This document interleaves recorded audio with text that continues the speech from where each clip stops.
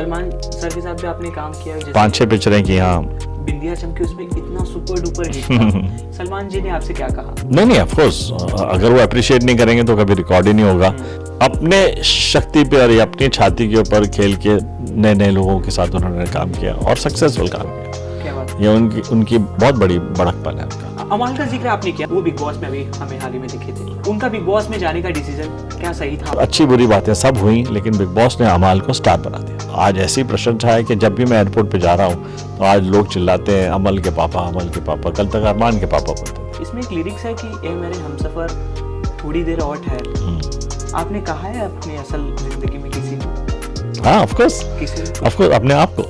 Big boss की success party थी, तान्या मित्तल को आप जिस तरीके से ट्रीट कर रहे थे जी, बट अदर कंटेस्टेंट वो ग्रजेस लेके आगे भी चल रहे थे। वो उनका चॉइस है भैया, देखो। और मुझे तान्या मित्तल बहुत पसंद, ड्यूरिंग द शो उसके बाद भी बहुत इज्जत से पेश आती है वो लड़की, बहुत रिस्पेक्टफुल है। As a person who has watched the show मुझे वो बहुत पसंद है। इस पूरे वीडियो में कोई छिछोरापन नहीं है, इस पूरे वीडियो के अंदर कोई भी ऐसी रोमांटिसिज्म नहीं डाली है, एक ब्यूटी डाली है। एज एन आर्टिस्ट किसी के लिए भी ये एक जिम्मेदारी भी बढ़ा देता है कि आगे बहुत अच्छा करें, क्योंकि जब अच्छा हो जाता है तो बहुत अच्छे की उम्मीद करते हैं लोग आपसे। इसका कॉन्सेप्ट इतना खूबसूरत बना है, आपको लगेगा जैसे लकी फिल्म में सलमान खान अभी हमारे सामने आने वाला एक फेस। बहुत खुश हूँ एज ए राइटर कि मेरा गाना इतने अच्छे से शूट किया डब्बू जी ने। बेटा हो तो ऐसा, अमाल को कहेंगे कि अरमान बेटा हो तो अमाल जैसा।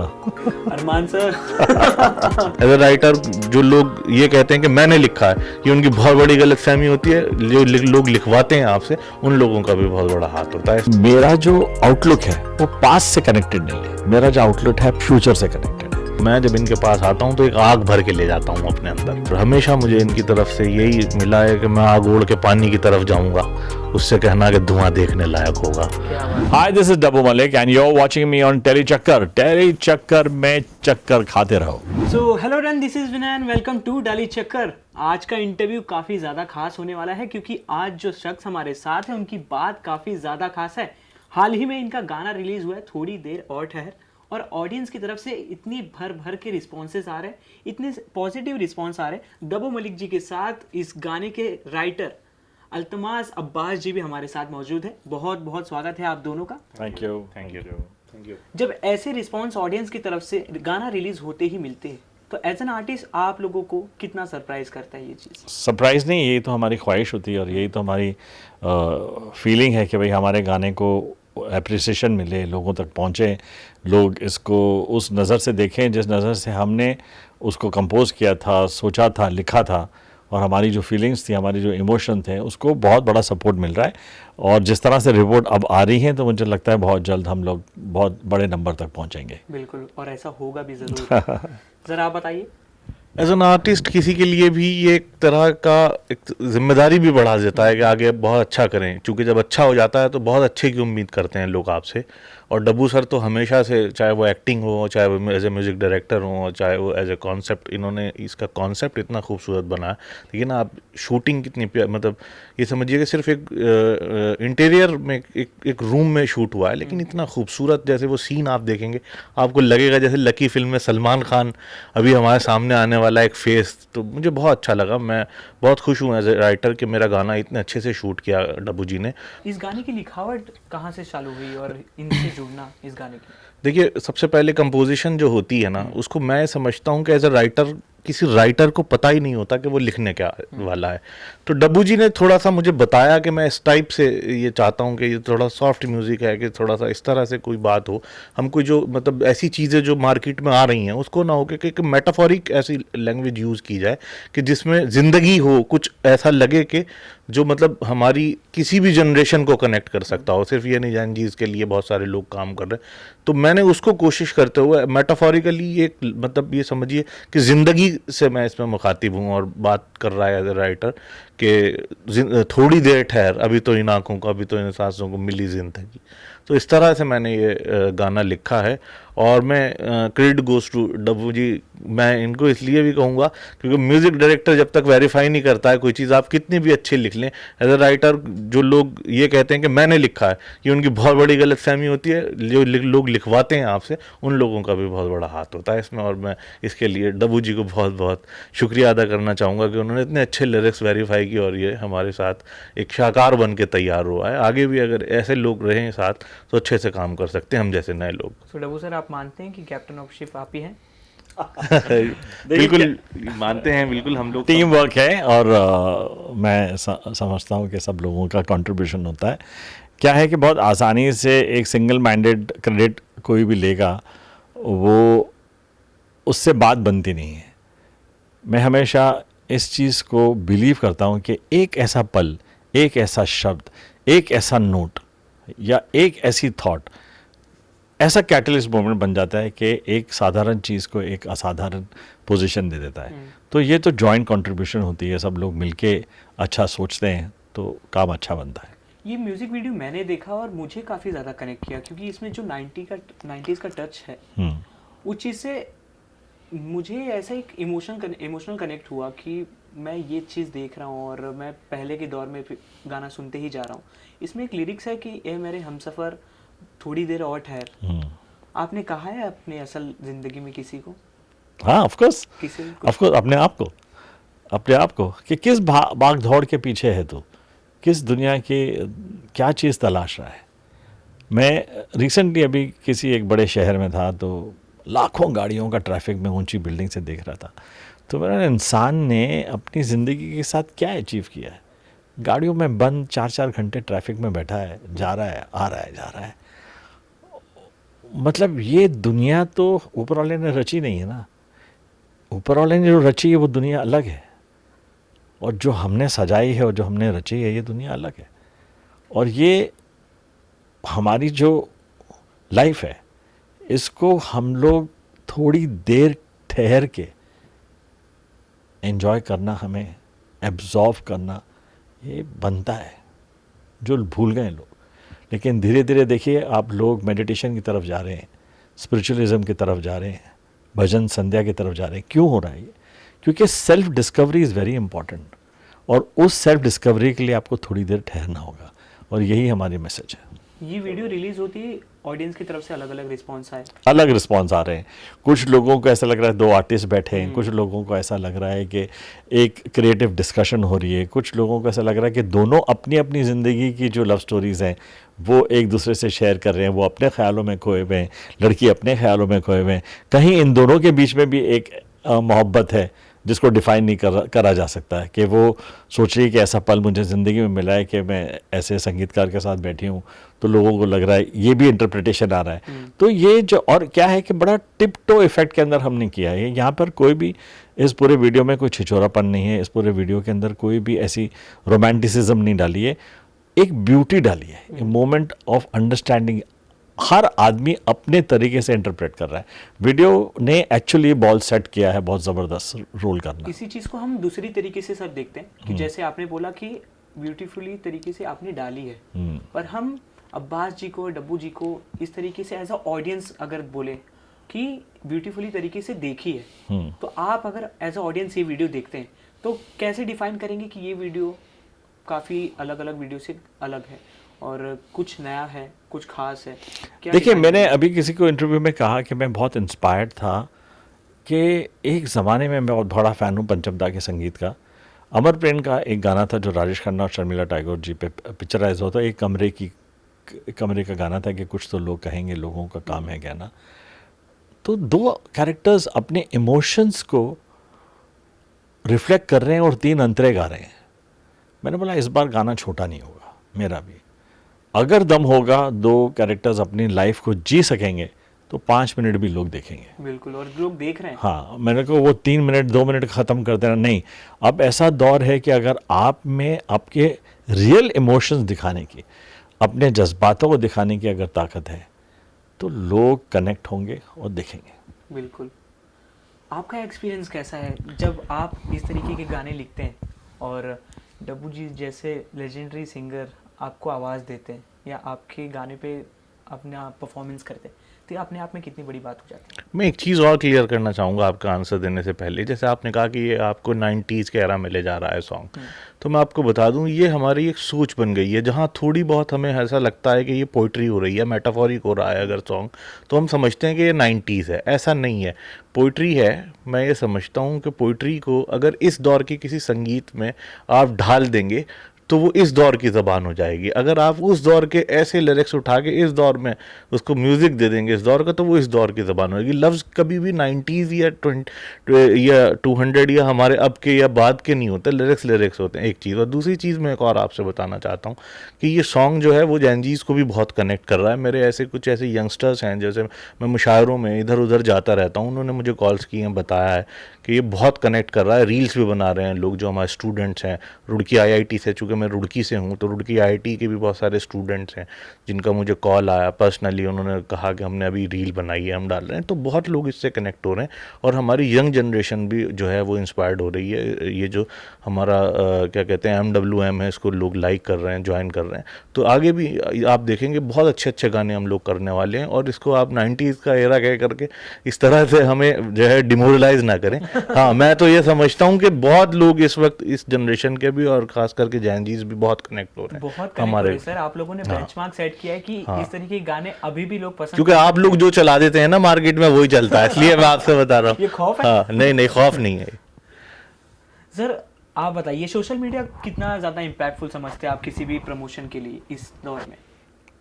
उसके बगैर तो कुछ हो नहीं सकता ना, बिकॉज आज आप 90% ऑफ द टाइम जो है, अगर कोई पर्सनल आपका इंस्ट्रूमेंट आपके पास है और जो दुनिया से आपको कनेक्ट कर रहा है वो फ़ोन है। आपको कोई भी इन्फॉर्मेशन चाहिए, सफारी पे जाएंगे या गूगल क्रोम पे जाएंगे, सर्च करेंगे। कोई भी इन्फॉर्मेशन चाहिए तो अगेन आप गूगल बाबा के पास जाएंगे, और यूट्यूब पे वीडियोस देखना है तो यूट्यूब पे जाएंगे। तो फ़ोन आपका एक बहुत बड़ा एंटरटेनमेंट टूल हो गया है। अब इस पे अटेंशन स्पैन जो है वो 10-15 सेकंड का आपको चाहिए। लोग 30 सेकंड का बना रहे हैं, 1 मिनट का बना रहे हैं। अब वो 10-15 सेकंड में जज कर लेंगे कि हमको ये फाइनली इसका यूट्यूब वीडियो देखना है कि नहीं देखना है, या इसके बारे में कुछ सोचना है कि नहीं सोचना है। ये होने लगा है।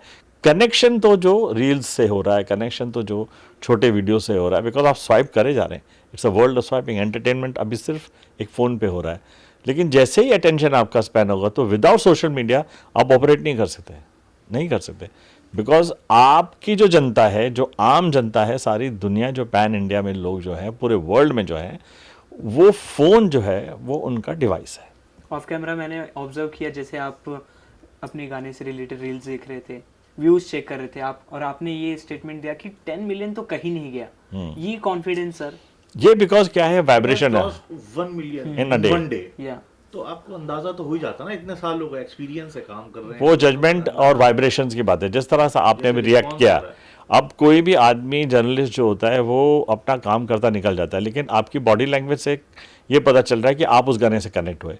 अगर आप उस गाने से कनेक्ट हुए तो ऐसे हज़ारों लोग हैं जो डायरेक्ट इनडायरेक्टली इस गाने से कनेक्ट हो रहे हैं, करेक्ट है, और वो वीडियो की इंटरप्रिटेशन अपने अपने लेवल पे कर रहे हैं। तो जो सोचा नहीं था वो हो जाता है, और वो हमेशा ऐसा ही होता है। कोई सक्सेसफुल चीज़ जब होती है, जब वो बहुत वायरल होती है और जब लोगों तक जाती है, तो उसका अंदेशा होना शुरू हो जाता है। जैसे मेरी मार्केटिंग टीम ने बोला, सर रोक नहीं सकते इसको, तो ये पेनिट्रेट कर चुका है। तो ये तो आप, उन्होंने तो बहुत बड़े शब्द बोले थे जो उन्होंने कहा है, मैं तो फिर भी 10 मिलियन बोल रहा हूँ।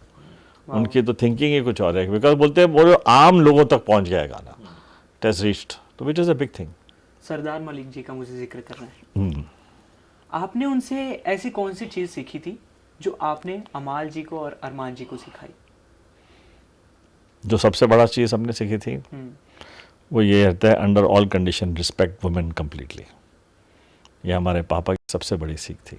क्या बात, थोड़ा सा एक्सपांड करके बताएंगे? उनका ये था कहना हमारी ज़िंदगी में, जब हम बड़े हो रहे थे, कि शादी आप अपने मोहब्बत से करिए, और जो भी लाइफ पार्टनर चूज़ करेंगे जो भी होगी, और अगर 100 गलतियां भी आपके घर में आपकी वाइफ की वजह से अगर हो रही हैं, तो भी सब सर आंखों पे। उनका पहला कंडीशन लाइफ में यही था कि आप ना कभी लड़ेंगे, ना झगड़ेंगे, ना कोई ऐसी बिहेवियर करेंगे जो एक औरत को उसकी डिग्निटी को चैलेंज करे। हमारे पापा ना जाने क्यों हम तीनों बच्चों को, अन्नू मलिक जी को, अब्बू को, हम सबको, उनकी ये सबसे बड़ी ज्ञान थी कि सबसे बड़ी ताकत इंसान की है कि वो अपने माँ, बहन, बीवी और औरत की इज़्ज़त करना सीखे। बाकी सब चीज़ें, पता नहीं क्या था उनका कनेक्शन, अगर ये इज़्ज़त करना सीख जाएगा तो वो आदमी अपनी ज़िंदगी में आगे बढ़ सकता है। तो यही चीज़ आपने अपने बच्चों को हाँ, और ह्यूमिलिटी तो खैर उन्होंने हमेशा रखी कि एरोगेंस से तो कोई कुछ भी अचीव नहीं कर सकता लाइफ में। दोनों के गाने सुन के लोगों ने प्यार करना भी सीखा है, इमोशन पता चला है लोगों को कि कैसे होते हैं, अपने अल्फाज के ज़रिए अपनी बातें कैसे बयां कर सके।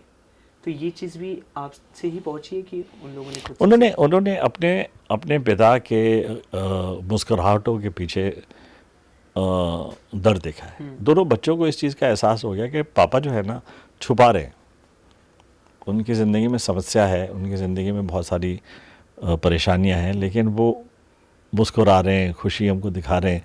तो उनको उस चीज़ का, इमोशन का बहुत बड़ा एहसास था। तो मैं समझता हूँ ये बहुत बड़ा एक कॉस्मिक स्ट्रेंथ है कि बच्चे अगर इमोशनली किसी चीज़ को समझ सकते हैं, अपने पापा के पेन को देख सकते हैं या उनकी अधूरी कहानी को समझ सकते हैं, तो संगीत में थोड़ा सा पुख्तापन आ जाता है, क्योंकि इमोशनली रिच आदमी ही वैसा संगीत बना सकता है। क्या बात है। और अमाल और अरमान के अंदर वो इमोशन भर भर गया है। इस चीज़ को मैं आपसे कनेक्ट करूँगा, आप शायरी भी करते हैं, अगर कुछ एक लाइन इस चीज़ पे आप कुछ बोल पाए कि कैसे अपना प्यार, अपने अल्फाज बयां करें जो चाहने वाले हैं एक दूसरे को। देखिए, कुछ रिश्ते ऐसे होते हैं कि जिन्हें हम पूरी ज़िंदगी एक्सप्लोर करते हैं और ये नहीं बता पाते कि मैं आपसे इतनी मोहब्बत करता हूँ या मैं आपसे इतना प्रेम करता हूँ, नहीं हम एक दूसरे को बता पाते। एक जनरेशन गैप्स है, ये हमारे हिंदुस्तान की सभ्यता ऐसी है कि बाप और बेटे और ये जो रिश्ते हैं इनमें थोड़ा सा गैप रहता है। लेकिन मैं समझता हूँ कि इसकी ज़रूरत होती है, लेकिन अननेसेसरी भी ये चीज़ें हमारे अंदर आ ही जाती हैं। इसको बहुत सारी चीज़ों में हम शायरी में भी ढाल लेते हैं। कभी हम ये समझते हैं कि ज़िंदगी में कुछ ऐसी चीज़ें होती हैं कि जो हमारे पेरेंट्स से हमारे अंदर आती हैं और हमें पता भी नहीं होती, वो हमारी फाइन आर्ट्स में ढल जाती हैं, हमारे हमारे हमारे फ़न में ढल जाती हैं, और फिर वो पूरी दुनिया के सामने एक संगीतकार, एक गायक, एक शायर बन के सामने आती हैं। हमारी ज़िंदगी में भी रहा है, हमारे माँ बाप की बहुत सारी कुर्बानियाँ ऐसी हैं जिनका असर हमारी ज़िंदगी पे है और वो हमारी शायरी में आती है कहीं ना कहीं। तो इसमें कोई शक नहीं है कि जिस रास्ते को हमारे माँ बाप बनाते हैं या हमारे पेरेंट्स बनाते हैं, हम उसको चल के जो है यहाँ तक पहुँचते हैं और वो लगता है कि ये हमारा सफ़र है, लेकिन वो हमारा सफ़र नहीं होता। वो पीछे से एक सफ़र है जो चला आ रहा होता है। हम उन पगडंडियों पे चल के अपनी मंजिलों को पहुँच जाते हैं और सोचते हैं कि ये हमारी मंजिल है, लेकिन वो जो पीछे से 50 साल से एक सफ़र होता आ रहा है उसको नहीं समझते और वो दुनिया के सामने भी नहीं आता। तो मैं डब्बू जी को इसलिए भी मुबारकबाद दूंगा कि उन्हें, उनका ये जो सफ़र है, इस सफ़र को अमाल और अरमान के सफ़र से अलग करके नहीं देख सकते हम, और अरमान और अमाल भाई के सफ़र को डब्बू जी के सफ़र से अलग करके नहीं देख सकते। ये एक पूरा कॉम्बो है, एक परिवार है जिसमें से कुछ लोगों की कुर्बानियाँ हैं और कुछ लोगों को फेस बनाया गया है, वो सामने आ रहे हैं। ये एक पूरा कैरेक्टर, एक फिल्म है इनका घर जो है, मैं समझता हूँ। और इसमें बहुत बड़ी योग्यता और बहुत बड़ा जो कारनामा अंजाम दिया है वो हमारे डब्बू जी ने दिया, और ये वाकई यंगस्टर्स को आगे बढ़ाते हैं। हमारे साथ भी इनकी बहुत नरमी और बहुत सीखने सिखाने वाला ताल्लुक़ रहा है हमेशा से। जब मैं इनको पहली बार मिला तो इन्होंने एक मुखड़ा मुझे दिया और कहा कि ठीक है, हम आपको कास्ट कर रहे हैं काम हम साथ। तो किया। बहुत अच्छे Thank you. शायर हैं, बहुत ही पोएटिक इंसान हैं, और शायरी को का जो शायरी की जो दौलत है, जो वेल्थ है, जो शब्दों का इनका यूज़ है, ये जब भी सूफ़ी गाने लिखते हैं या कोई कलाम लिखते हैं या कोई शायरी पढ़ते हैं तो गहराई बहुत है। मैंने इनको जिस दिन सुना उस दिन ये समझ लिया था कि कमर्शियल राइटिंग में तो मैं इनको निचोड़ लूँगा, उनको बोलूँगा मुझे ऐसा चाहिए, तो वो तो कर लें, बिकॉज इनका जो अंदर जो शब्दकोश है वो इतना भारी है, इतना स्ट्रांग है, और ये सही मायने में हमारे आने वाले युग के एक बेहतरीन शायर बनेंगे। क्या बात है। एक ऐसे लेजेंड से तारीफ सुनना अपने आप में बहुत बड़ी बात है। मैं यही कह सकता हूँ, मुझे मुझसे मिलवाने के लिए बहुत बहुत शुक्रिया। क्या बात है। क्या बात सर। अपना पहला काम बहुत ज़्यादा इम्पोर्टेंट होता है और बहुत मेमोरेबल हो जाता है। आपका पहला प्रोजेक्ट जब आपने 2001 में as a music director sign किया था, मेरे हमसफ़र, ज़िंदगी का सफ़र जी, वो प्रोजेक्ट के बारे में हम जानना चाहेंगे कि आपने वो पहला प्रोजेक्ट जब साइन किया, वो पहला रिलीज हुआ, पहला रिलीज साइन मैंने दिल तुझको दिया किया था, लेकिन जिंदगी का सफ़र अमीषा पटेल और जिमी शेरगिल की जो पिक्चर थी वो पहले रिलीज़ हुई थी, और वो आर्टिस्टिक फिल्म थी. I think it was not a very big success, but it was उसमें भी आज तक मुझे याद है मिड डे के अंदर फ्रंट पेज के अंदर जो जर्नलिस्ट था उन्होंने one of the greatest musical catalogue made by Daboo Malik and upcoming music director, बहुत उसको उस तरह से क्रिटिकल एक्लेम बहुत मिला था. तब के डब्बू मलिक और अब के डब्बू मलिक में सबसे ज़्यादा डिफरेंस क्या है? देखिए, एक अजीब कैरेक्टर हूँ मैं. वो दूसरा क्या है कि लोगों को बहुत सारी चीज़ें परेशान करती हैं, याद रहती हैं, आती रहती हैं. मुझे तो यही नहीं पता कल क्या हुआ था, और मुझे ज़्यादा ड्वेल करने का भी शौक़ नहीं है किसी चीज़ में. मैं आने वाले फ्यूचर की तरफ देख रहा हूँ बड़ी कॉन्फिडेंस के साथ, और मेरे साथ जो जुड़ने वाले लोग हैं, मैं उन लोगों के साथ जुड़ रहा हूँ जिनमें बहुत भर के टैलेंट है और जो बहुत बड़ा कंट्रीब्यूशन योगदान इस इंडस्ट्री करेंगे. तो मेरा जो आउटलुक है वो पास्ट से कनेक्टेड नहीं है, मेरा जो आउटलुक है फ्यूचर से कनेक्टेड है, क्योंकि मैं अब एक फाउंडर बन चुका हूँ. MWM मेरी एक लेबल है जहाँ पर अच्छे टैलेंटेड लोगों के, अगर मैं अपनी ज़िंदगी के अंदर 400-500 गाने इस कंपनी के लिए कर पाया तो मेरे लिए बहुत बड़ा अचीवमेंट होगा. अब चारों तरफ से डिमांड आ रही है, चारों तरफ से लोग मेरे साथ हैं कि सर हमारे साथ करिए, हमारे साथ करिए. हमारा सिर्फ अभी एक ही फ़र्ज़ है कि हम अच्छा काम करें, और इसका क्रेडिट मैं अल्तमश को इसलिए देता हूँ कि हम सिर्फ 6 महीने या 1 साल से हमारी मुलाकात हुई है, साल भर की मुलाकात है. इनकी एक चीज़ जो मुझे को बहुत अच्छी लगी कि साइलेंटली और बड़ी खूबसूरत तरीके से ये मुझे बहुत सारी चीज़ें ऐसी बोल जाते हैं जो बहुत बड़ा डिफरेंस मेरे लिए करता है. और मैं क्या है, रिसेप्टिव हूँ, मैं सुनता हूँ. तो जो अनकही बात होती है वो भी मैं अपने शायर की सुन लेता हूँ कि इसने कहना ये चाहा था लेकिन उसने इस तरीके से कहा. और क्योंकि मैं रिसेप्टिव हूँ और क्योंकि मैं यंगर जनरेशन को समझता हूँ, जैसे कि मेरी एक सिंगर हैं, को सिंगर लीना बोस करके, जिनके साथ मैंने 2-3 गाने किए, बहुत ही टैलेंटेड हैं, अभी तक ऐसी कोई मेजर सक्सेस नहीं दी, लेकिन उन्होंने एक पॉइंट जब मुझे बताया कि जब जो आपकी पोजीशन है, जो आपका टैलेंट है, आपको ना उन लोगों के साथ उठना बैठना पड़ेगा जो आपको एडवांसमेंट तक लेके जाएं क्रिएटिवली. हाँ, आपके काम के अंदर कंट्रीब्यूट करें, और आप अपनी एनर्जी उन लोगों के साथ मत वेस्ट करिए बिकॉज आपको टाइम पास नहीं करना चाहिए. ये कितनी गट्स होगी एक छोटी सी बच्ची में कि एक इतने बड़े सीनियर सिटीज़न को वो, या सीनियर आदमी को वो ऐसे बोल रही है.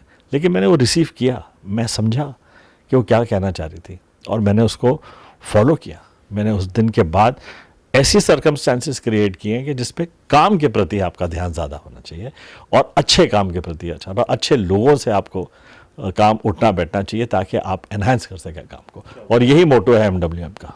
वाओ. मैं भी अब डब्बू जी के पास जब आता हूँ ना एज ए स्ट्रगलर, जब मैं लोग ढूंढ रहा हूँ कि भाई मुझे लोग मिलें जो चांस दें, काम करें किसी के साथ, तो मैं जब इनके पास आता हूँ तो एक आग भर के ले जाता हूँ अपने अंदर, एक एनर्जी यहाँ से लेके लौटता हूँ.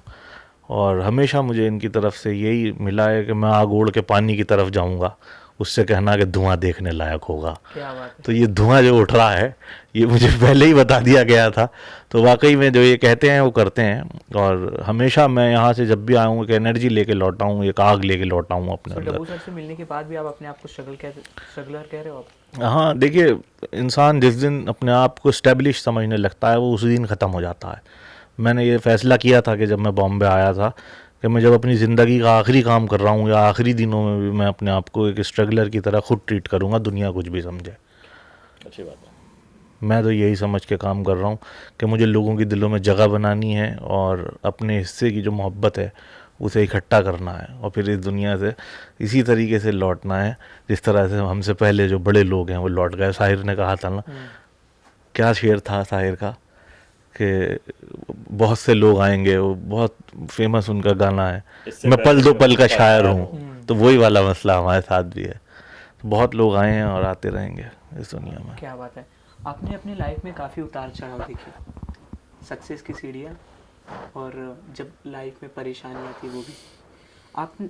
आपकी एक मुलाकात सलीम खान साहब से हुई थी जिसमें उन्होंने आपसे एक चीज़ कही कि you are born to be a composer, और वो चीज़ आपने कहा कि आपकी लाइफ में, आपकी म्यूज़िक जर्नी में काफ़ी ज़्यादा सपोर्ट किया उनकी वो कन्वर्सेशन. तो क्या किस्सा हुआ था, क्या बातचीत हुई थी कुछ उस बारे में? देखिए उस ज़माने में जब मैं कंफ्यूज था और मुझे ये एक्टिंग का जो सिलसिला था वो अपने ढलान पे था और वो कुछ सर्कमस्टांसेस ऐसे थे कि कुछ बिल्डअप नहीं हो रहा था, तो एक्सीडेंटली मैं एक महान राइटर को मिला। उन्होंने मेरी ज़िंदगी को टटोला, उन्होंने मेरे को जूझने की, मतलब उन्होंने मेरे को समझने की कोशिश की और अल्टीमेटली उनकी थिंकिंग ये थी कि ये बच्चा तो इतना टैलेंटेड है म्यूज़िक में, मैं बैठे बैठे इसने 8-10 मुखड़े मुझे सुना दिए और छुपा भी रहा है कि ये गाने उसके नहीं हैं। वो समझ गए थे, वो समझ गए थे गाने किसी के नहीं, ये इसी ने कंपोज़ किए हैं। और उन्होंने मुझे मार्गदर्शन दिया और उन्होंने अपनी ज़िंदगी की कहानियों से मुझे समझाने की कोशिश की, डायरेक्ट अटैक नहीं किया। उन्होंने बताया कि वो कैसे एक्टर बनना चाहते थे और कैसे वो राइटर बने और कैसे उन्होंने ये फाइंड आउट किया कि वो एक राइटर बन सकते हैं। और उस शाम को उन्होंने मुझे डिफ़ाइन किया कि तुम म्यूज़िक डायरेक्टर बन सकते हो। और न ही उन्होंने एडवाइस दी, बट उन्होंने मुझे सोहेल खान से मिलाया भी और अपॉर्चुनिटी भी उनकी वजह से मुझे मिली। क्या बात है। सलमान सर के साथ भी आपने काम किया है, जैसे 5-6 पिक्चरें की। हाँ, बिंदिया चमकी, उसमें इतना सुपर डुपर हिट था। ऐसे जब गाने रिलीज होते और ऐसे धमाकेदार रिस्पॉन्सेज ऑडियंस की तरफ से मिलते हैं, तब ऐसा जो उसमें परफॉर्म करता है आर्टिस्ट, उनका रिस्पॉन्स आपको कैसे मिलता है? सलमान जी ने आपसे क्या कहा? नहीं ऑफ कोर्स, अगर वो अप्रिशिएट नहीं करेंगे तो कभी रिकॉर्ड ही नहीं होगा गाना। और उनकी चॉइस बहुत कमाल की थी और इतने रॉ कमर, न्यू कमर्स के साथ इतना बड़ा दिग्गज आर्टिस्ट चांस दे रहा है, चाहे वो साजिद वाजिद हो, हिमेश रेशमिया हो या डब्बू मलिक हो। और मतलब कुछ तो उनके अंदर कॉन्फिडेंस होगा ना, वो अपने शक्ति पे और अपनी छाती के ऊपर खेल के नए नए लोगों के साथ उन्होंने काम किया और सक्सेसफुल काम किया। क्या बात ये उनकी बहुत बड़ी बड़कपन है उनका। एक्टिंग भी आपने सर की, जी बट म्यूजिक में आपको ज़्यादा प्यार मिला। जी। आपके लिए एक्टिंग क्या है, और अगर आपको अब कोई मौका मिले? अब आप देखो थोड़ी देर का वीडियो, जो सारा मेरा अंदर का एक्टर था थोड़ी देर की वीडियो में नज़र आ रहा है ना। बिल्कुल। आज आंसू भी आ रहे हैं उसके अंदर, एक्टिंग भी कर रहा हूँ, परफॉर्म भी कर रहा हूँ। अब कौन इससे ज़्यादा मांगेगा ईश्वर से? अच्छे एक्टर बन गए, सिंगर बन गए, वीडियो आपका रिलीज़ हो रहा है, कंपनी आपकी, गाना आपके नाम पे रिलीज़ हो रहा है, तो आई थिंक फुल हाउस दे दिया गॉड ने। बोला कि बेटा तू ही ओन करेगा तेरा संगीत। सो डैडी सन का हम कोलैबोरेशन देखेंगे कि नहीं? किसके साथ? अमाल जी, अरमान जी और आप? बहुत जल्द, ऑफ कोर्स बहुत जल्द आ रहा है। अभी बरसात तो हमने किया था ना, मैंने खुद ही डायरेक्ट किया था वीडियो, अमल का गाना कंपोज था, अरमान ने गाया था। अभी मैं, अरमान और अमल तीनों मिलके आ रहे हैं बहुत जल्द। आपने एक ये भी प्रोजेक्ट किया, बेटा हो तो ऐसा? हाँ किया था, एज एन एक्टर। किया था, मुझे बहुत अच्छे से याद है, मैंने उस बारे में पढ़ा भी। अगर आपको दोनों में से किसी एक को अगर चुनना हो कि एक नाम लेना हो अमाल और अरमान में से कि बेटा हो तो ऐसा, तो किसे ये टैग देंगे आप कि कौन बेटा अच्छा है? बेटा हो तो ऐसा, अमाल को कहेंगे कि अरमान को? बेटा हो तो अमाल जैसा। अरमान सर। क्यों? क्योंकि अरमान के जैसा बेटा हो ही नहीं सकता। बेटा हो तो अमाल जैसा। हाँ। और अरमान जैसा बेटा हो नहीं सकता। आपने बहुत सेव खेला। वाह, क्या कुछ सरप्राइजेस आगे देखने को मिलने वाले हैं आपकी तरफ से? जहाँ सबसे बड़ा सरप्राइज यह है कि अगर सडनली आपको अनाउंसमेंट मिलेगी कि तीनों जो है, अमल, अरमान और डब्बू एक पिक्चर में नजर आ रहे हैं, तो क्या होगा आप सोच लो। वाह। अमाल का जिक्र आपने किया, मैं जाते जाते ये पूछना चाहूंगा कि वो बिग बॉस में अभी हमें हाल ही में दिखे थे, उनका बिग बॉस में जाने का डिसीजन क्या सही था? आप भी हमें दिखे थे, वो काफ़ी सारी चीज़ें हुई थी। देखिए, बिग बॉस के अंदर जाने के लिए सबसे बड़ा जो डिसीजन था वो मेरा था, ठीक है। अमल नहीं जाना चाहता था, अरमान ने फ्लैटली रिफ्यूज़ कर दिया था और मेरी वाइफ ने भी मना कर दिया था। मेरे पास एक ऐसा थॉट प्रोसेस था कि अगर अमल सही तरीके से रह पाया और खेल पाया इसके अंदर, तो उसको जो पैन इंडिया की रिकग्निशन चाहिए कि ये अमाल मलिक है कौन, ठीक है। लोग एक सिंगर को जान गए, अरमान मलिक को जान गए, लेकिन अमाल मलिक जिसने इतने बड़े बड़े गाने बनाए, वो पैन इंडिया में रिकग्नाइज्ड है कि नहीं है। तो मुझे जब ये पता चला कि ऐसा ऑफ़र आ रहा है, तो मैंने अपनी तरफ से जितनी कोशिश सही तरीके से मैं कर सकता था वो मैंने की। लास्ट डे तक अमल ने मुझे देखा, बोला डैड ये नहीं कर रहा हूँ, इसका दुख आपकी आंखों में नज़र आ रहा है, तो क्या है, आप क्यों इतना? मैंने बोला नहीं बेटा, करना चाहिए तुझे, बिग बॉस कर, बाकी का काम मैं यहाँ पे संभाल लूँगा।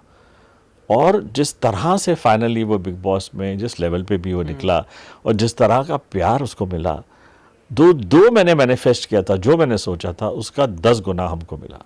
और अमल को आज ऐसी प्रशंसा है कि जब भी मैं एयरपोर्ट पे जा रहा हूँ तो आज लोग चिल्लाते हैं अमल के पापा, अमल के पापा। कल तक अरमान के पापा बोलते थे। तो वो जो चीज़ मेरी ख्वाहिश थी वो बिग बॉस की वजह से पूरी। बहुत बड़ा शो है और अच्छी बुरी बातें सब हुई, लेकिन बिग बॉस ने अमाल को स्टार बना दिया। वाह। और जैसे मैंने ऑफ कैमरा यही जिक्र किया भी कि जब आप लोग पार्टी में थे, दुबई पार्टी में थे, बिग बॉस की सक्सेस पार्टी थी जी, वहाँ पर काफ़ी सारे नोन फेसेस थे, बिग बॉस के कंटेस्टेंट थे, पर तान्या मित्तल को आप जिस तरीके से ट्रीट कर रहे थे जी, काफ़ी अच्छे तरीके से आपसे मिलजुल रही थी, बात कर रही थी, बट अदर कंटेस्टेंट वो ग्रजेस लेके आगे भी चल रहे थे, तो ये सही है?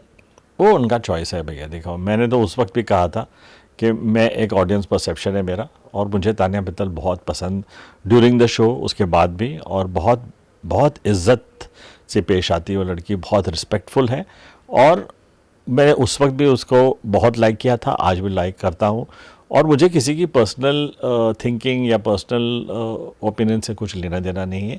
As an audience, as a father, as a person who has watch the show, मुझे वो बहुत पसंद है। क्या बात है। Thank you so much sir, it's lovely conversation with you, both of you guys. Thank you. अगर एक चीज ऑडियंस को आपको बतानी हो कि आज की जेन जी जनरेशन से, आज की यूथ से आपने क्या सीखा और एक लाइफ लेसन उनको देनी हो, तो क्या होगा? सो ऑल द यंगस्टर्स, जितने भी डिफरेंट वॉक्स ऑफ लाइफ के अंदर जो भी यंगस्टर्स काम कर रहे हैं, जो भी आप लाइन चुनो या जो भी कार्य आप करना चाहो, संगीत में, आर्ट में, एक्टिंग में, फील्ड में, जिसमें भी करना चाहो, म्यूज़िक में, इतना तो आप सोच समझ के आना कि जो काम करने के लिए उतर रहे हो मैदान में, उसका पूरा ट्रेनिंग, उसकी पूरी जानकारी, उसकी पूरी तैयारी करके ही आइएगा। क्योंकि मौका 1 साल में मिले या 40 साल में, इसका आप डिफाइन नहीं कर सकते, लेकिन अपने कार्यों को पूरा सीख के आइए, और तभी आप हर, चाहे आपको एक इंजीनियर बनना है या डॉक्टर बनना है, तो 7 साल आप अपनी ज़िंदगी में ट्रेनिंग देते हैं, उसी तरह क्राफ्ट भी और आर्ट भी उसी तरह की लाइन है। I wish you good luck, thank you very much. And आप जेन ज़ी और आप यंगस्टर्स हमें सिखाते हैं how to make young music. We are coming it with very soon. क्या बात है। Thank you so much. And you want to say? मैं भी जेनजीज को मैसेज ये देना कन्वे करना चाहूँगा आपके। देखिए, मशहूर होना, हम एज ए सोशल मीडिया पे हम लोग देखते हैं कि लोग छोटे छोटे कंटेंट लेकर आते हैं और ये चाहते हैं कि हम इसी से स्टार्स बन जाएंगे। लेकिन अब जब तक आप के लिए कोई एक मतलब मैं ये समझता हूँ कि कोई भी फाइन आर्ट्स का करियर हो, वो एक लॉन्ग टाइम प्रोसेस होता है। और मशहूर होना, फेमस होना एक अलग चीज़ होती है, एज ए जीनियस मशहूर होना एक अलग चीज़ होती है। तब तक आपको इज़्ज़त नहीं मिलेगी, तब तक जब तक आप उस चीज़ में अपने आप को झोंकेंगे नहीं। और एक वो जो ज़िंदगी, एक कुर्बानी जो एक देनी चाहिए, जब तक नहीं देंगे, तो हम ये देखते हैं कि हमारे यंगस्टर्स में सब्र की बहुत कमी। थोड़ा सा सब्र के साथ ये एक सफ़र है कि एक लॉन्ग टाइम प्रोसेस है, थोड़ा सा टाइम टेकिंग है, थोड़ा सा टाइम दें अपने आप को और अपने करियर को भी, तब जा कर के एक बात बनती है, एक डेजिग्नेशन और एक पर्सनैलिटी बनती है। जैसे बताया, अमाल ने एक लंबा टाइम दिया और वेट किया, और आज सर ने खुद ये बात कही है कि वो बिग बॉस से स्टार बने। तो देखिए ना, कब उन्हें फिल्म फेयर मिला था और कब आके ये बात उनके फादर कह रहे हैं। तो एक टाइम जो है वो देना पड़ता है। मैं यही कहूँगा जैनजीज को कि वो थोड़ा सा काम करें और सब्र करें अपने आप। क्या बात। Thank you. Thank you so much. Thank you.